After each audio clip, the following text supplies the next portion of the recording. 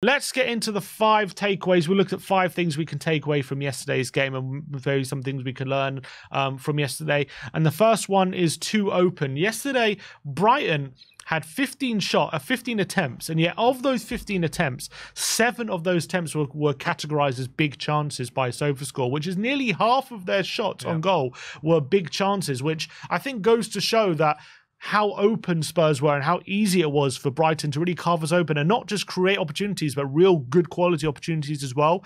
And I think that was a consequence of our midfield not giving protection to the backline as well, not being able to stand up to scrutiny when being put under pressure. And I don't think I've ever seen a ratio of nearly 50% of a team's shot being big chances like that. Yeah, I think for me, a lot of that is about our inability to hold on to the ball. So we're trying to play this possession-based football, but when the ball is bouncing off, let's say, you know, Richarlison was kind of unable to hold it up very well in the first half. It wasn't sticking to Sonny, and of course, it's not really going to stick around Pierre-Emile Højbjerg in midfield, and Sarr wasn't on his game. So it just kept on coming back at us. And Brighton pressed us really, really impressively.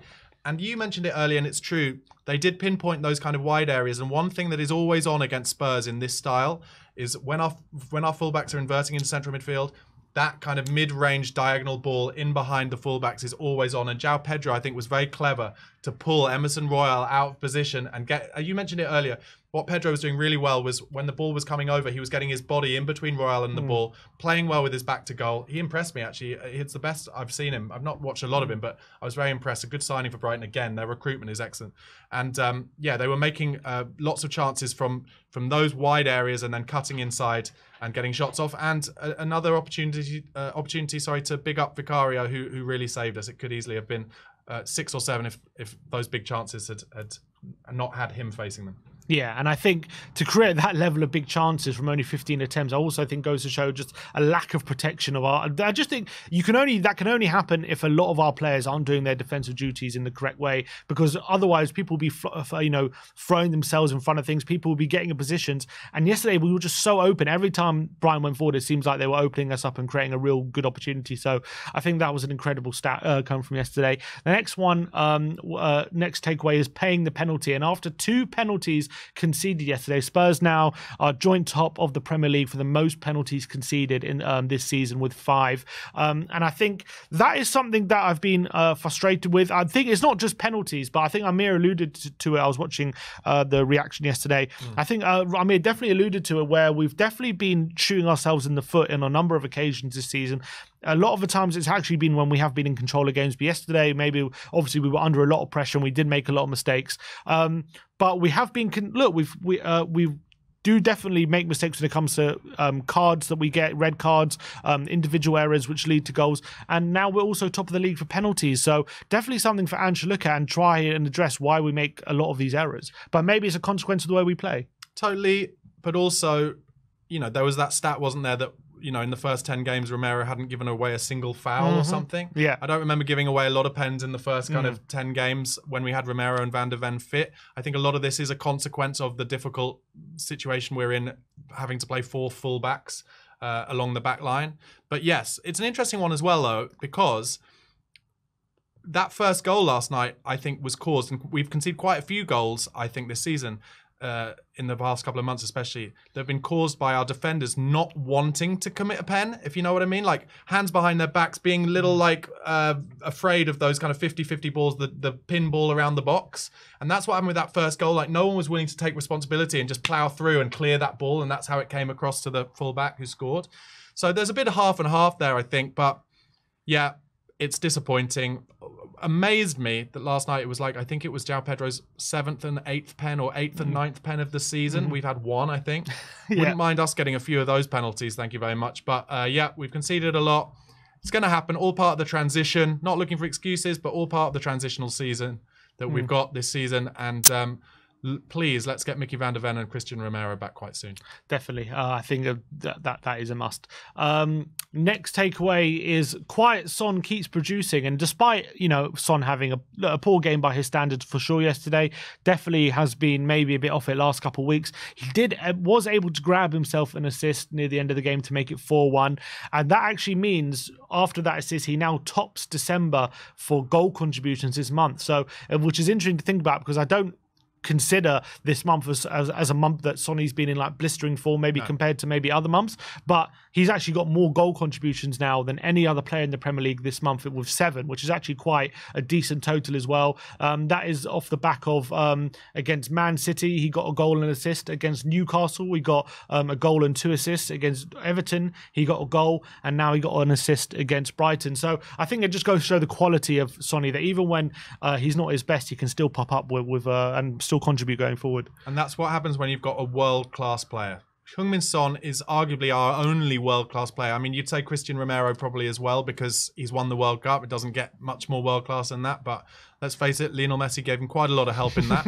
But Sonny is genuinely world-class, elite-level footballer, so even when he's not at his best, if the ball comes to him, and I think especially with Sonny, one of the most instinctively brilliant players ever. Sometimes with Son, if he's got too much time to think about something, that's when it can go slightly awry. But when it's instinctive, like when he got in the box yesterday, and a lot of people would just plow their laces through that ball, he saw Valise was free and gave him that ball, and that's why he gets the assist. 7 goal involvements in a month is very impressive.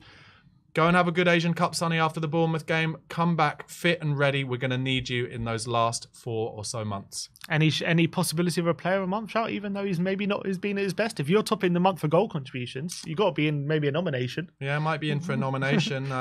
Be interesting. Yeah, I'd be surprised if he got it though. Yeah, true. Solanke has been brilliant. Next takeaway is Porro Provides, and after Pedro Porro, again similar to Son, didn't have his best game. Probably one of the weaker games of the season. He did end up the game with a really good assist for Ben Davies late in the game, and that actually makes it his 7th assist of the season. And after that assist, that means no defender has ever had, or no fullback I should say, has never had more assists in a single season now than Pedro Porro, only halfway through the season as well. And I think that goes to show how amazing, I think we all knew the quality that Pedro Porro has in the final third, but now it's really great to see it statistically basically borne out that this guy creates so many chances throughout a game. He can really put the ball on a sixpence with his delivery. Got another really good assist yesterday, and I think as well, when it comes to goal contributions, since he come into the Premier League, only Trent has more goal contributions from a fullback as well than Pedro Porro. And I think he's really been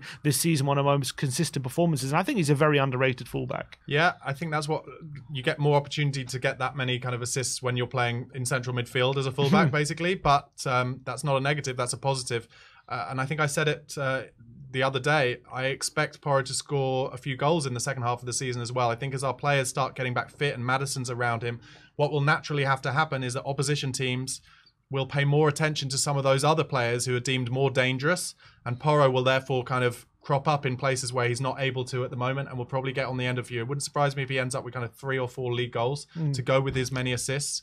And it shows that even though we were nervous, I think, when we paid that much money for him a year ago, it shows that it was a very wise investment, because he can play this role under Ange, and his valuation now is far exceeds what we paid for him, and therefore, you know, his confidence will grow. And I think we're going to have. I actually think, in terms of our fullbacks over the next few years, nobody is going to better the fullbacks that we've got, and it's going to be incredibly exciting. I completely agree. And look, with that 7 assists now, that he could easily make that, you know, get into double digits for assists this season. When it comes to, in your mind, like, in terms of ability on the ball, like offensively, apart from maybe Trent, do you see a better fullback in the league at the moment? No, I can't think of any to rival him or Destiny Udogie in different ways. They're different styles of players, but in terms of fullbacks, you know, I think we have finally replacements for Rose and Walker in terms of the danger that we can cause from those fullback areas, in this case in an inverted way. So very exciting, and I think I said it the other day, it wouldn't surprise me if Udogie makes it into the team of the season, and he'll be up for Young Player of the Year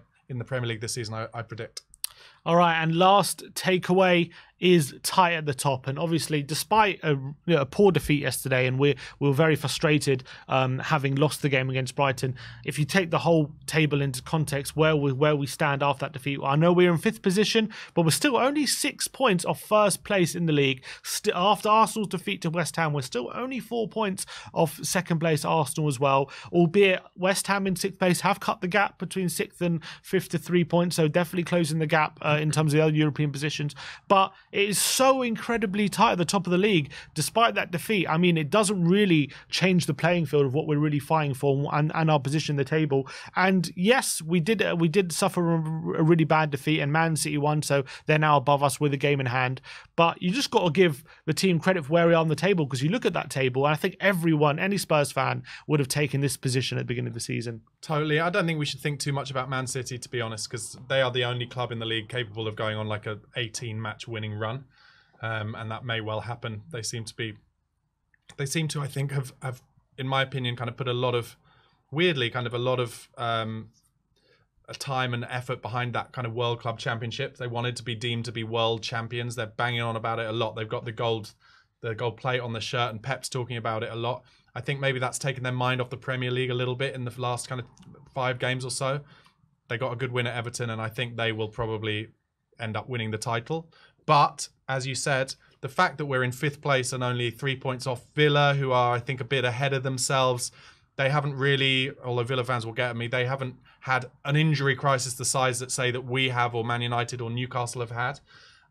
If they were to lose a couple more players through injuries, I think they might struggle a little bit. And then I think it's really much of a muchness. I think we're ahead of Newcastle are down in 9th, by the way, so they're really struggling. Man United, I think, are maybe 5 or 6 points behind us, but like I said, I think they are always liable to throw in a terrible performance every other game, if not more. So I think we'll be battling for that 4th and 5th place for most of the season, if not better. And that's incredibly exciting for me. Like, was not expecting that at this stage. And look, if Ange said, didn't he? He came out, he said that nothing magical is going to happen in this transfer window. But if we could get 1 or 2 in that he really rates, that could be really good as well. Yeah, and we could easily be in like Newcastle's position or like Man United's position. I don't think that would have been completely unexpected if we were, given a lot of the start of a project, new manager, and all those circumstances. So I just think, looking at the position of the table, it was a bad defeat yesterday, and I know everyone could say if we would have won, we'd be in this or that position, but you can only really deal with the challenges that come your way. It was a bad defeat. We'll be beaten by a better team, but if we can get a win against Bournemouth, again, that all starts to look very, very different again. So we're just got to keep plugging away. Yeah. But that is the 5 takeaways. Let me know in the comment section below what your 5 takeaways are, and if we missed anything,